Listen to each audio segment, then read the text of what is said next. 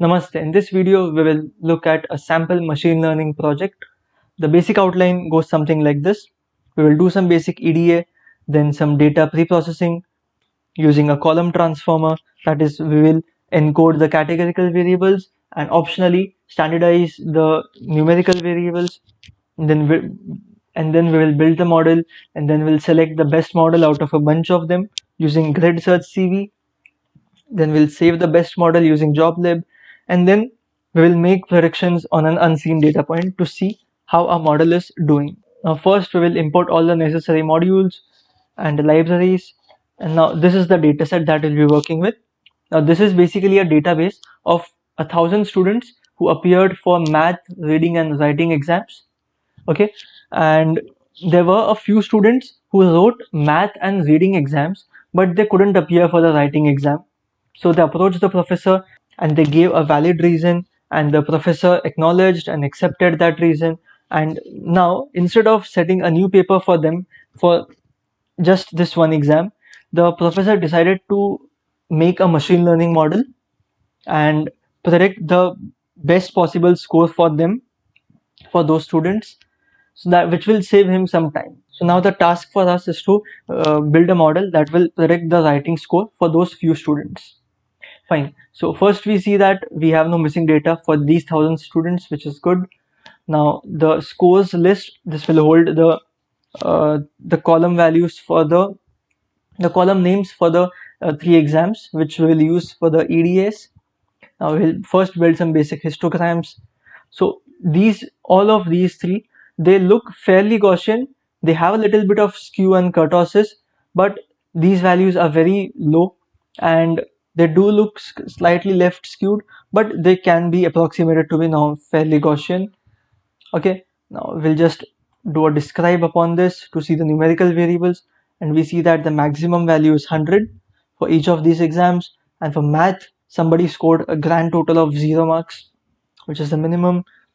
Now we'll make a pair plot. We see that all of these 3 exams, the scores of these 3 exams, are highly correlated with each other.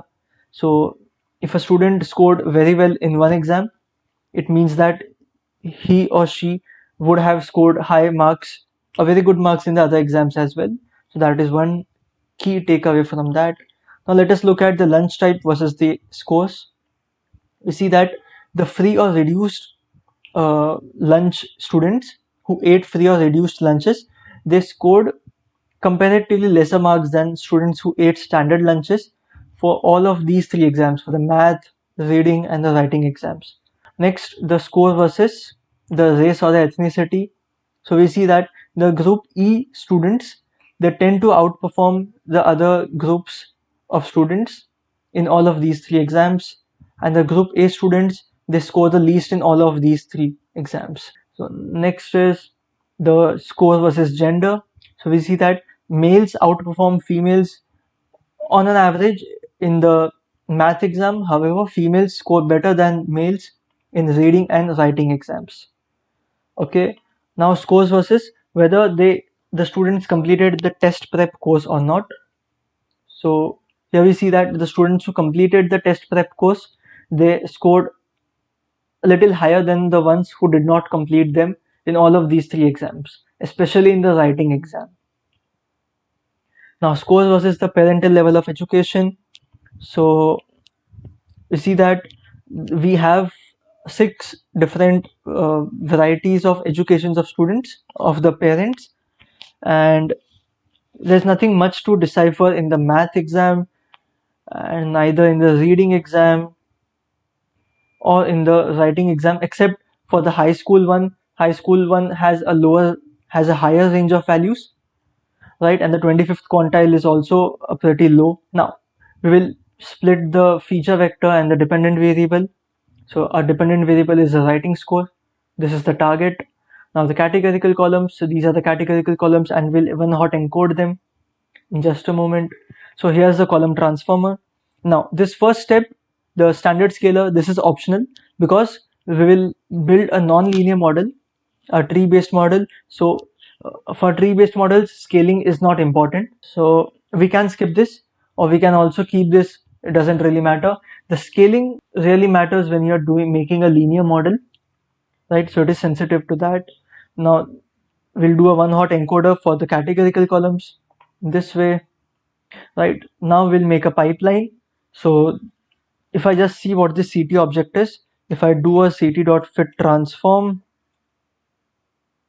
over the X, so this has converted the entire dataset into something that can be fed to the machine learning model, right? So all of these are numerical variables now, and if I do a dot shape, I see that we have 19 columns now. Before we had something like I think 8 columns. Yep, 8 columns or 7 columns if you exclude the target. So from 7 we went to 19. So now we will make a pipeline. The first step of the pipeline will be the column transformer, and the last step of the pipeline will be the regressor or the estimator.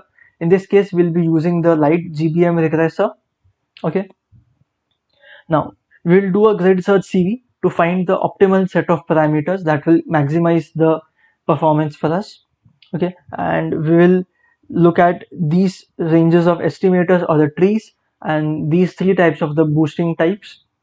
So we will feed them into this param grid here, and the scoring is negative of the root mean squared error.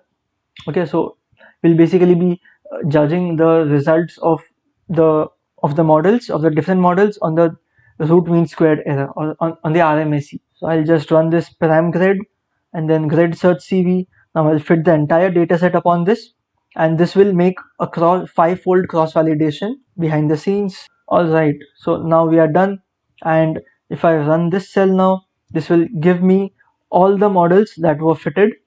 Okay, and the best model will be my rank 1, and I see that the model is with boosting type of Gauss, which is gradient based one-sided sampling, and the number of estimators is 150. So this is the best model, and the mean test score was 3.87. so this was the root mean squared error for the on the test set, on the test fold basically, right? And if I run this best params, it gives me Gaussian 150. Best score, it gives me 3.87, which we see here as well, 3.87. Very good. So now if we look at what is this best estimator, this is basically the pipeline object with the values of the boosting type Gauss and 150 preset, right? Because here we did not specify any parameters here, but in this best estimator attribute we have Gauss and 150 preset, which is good. And now we can, this is basically the best model that we have found for these set of parameters. And now we can simply just dump this into a file called model.joblib, which is saved now. So this is the model.joblib file, and it looks a little gibberish, but it has information for all the trees that were fitted and every other thing, right? So this is what is in the model.joblib file.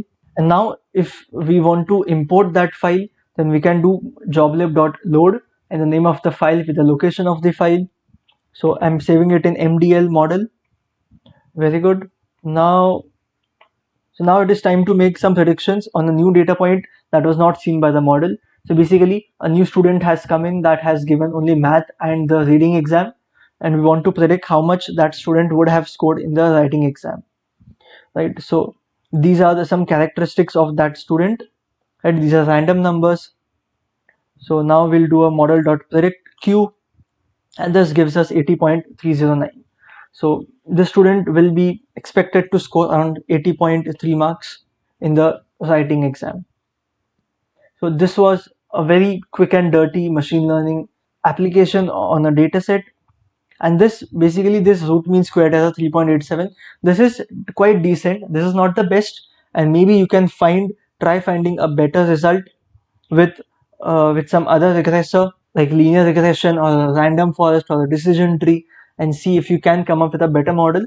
But in this video we'll just look at this LGBM, and this is the result that we have gotten. So thank you for watching.